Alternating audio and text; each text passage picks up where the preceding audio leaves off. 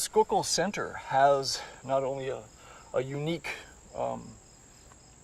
biodiverse property to work with, a long track record of working with environmental art and also with the public. They're at a key point of transition between what they've been towards something that is much more future focused.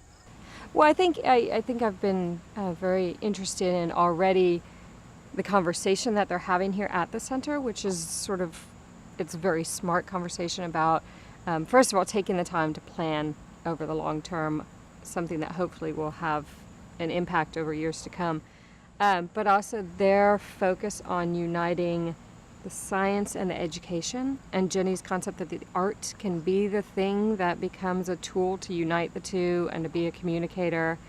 You know, how do you create projects that unite the education aspect and the science aspect? And I really appreciate that the center is really focused on all these different aspects of the environment and how we, you know, form relationship with the environment and how people learn about the environment and those kind of things. Well, I work a lot with cities and governments, and that always brings in issues of community. And one of the things you hear people talk about, and at first it was a very foreign concept to me, but now I've become quite accustomed to think in terms of capacity building.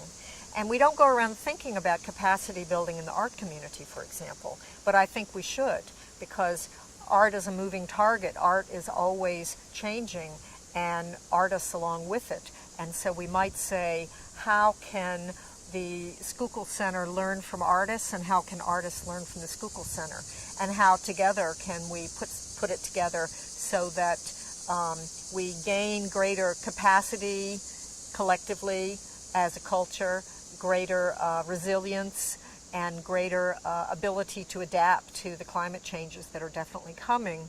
There's a lot of knowledge here that I don't necessarily incorporate in my own work, which is really exciting.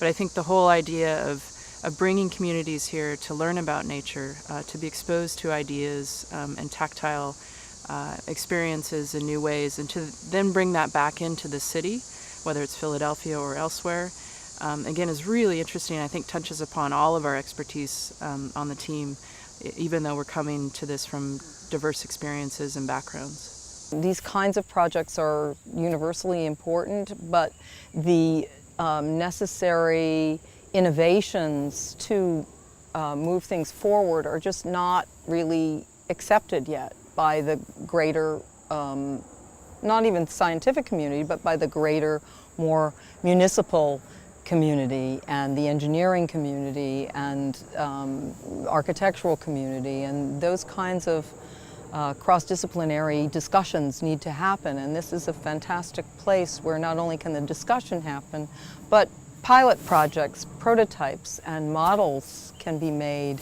as to how you structure things in a way that can involve all these different disciplines. I think that there's incredible potential for something to take place here that could work on many different levels and fulfill a lot of what they'd like to see happen here, both in terms of education and raising awareness, but also as well as, you know, activating the space and getting the public excited to come here.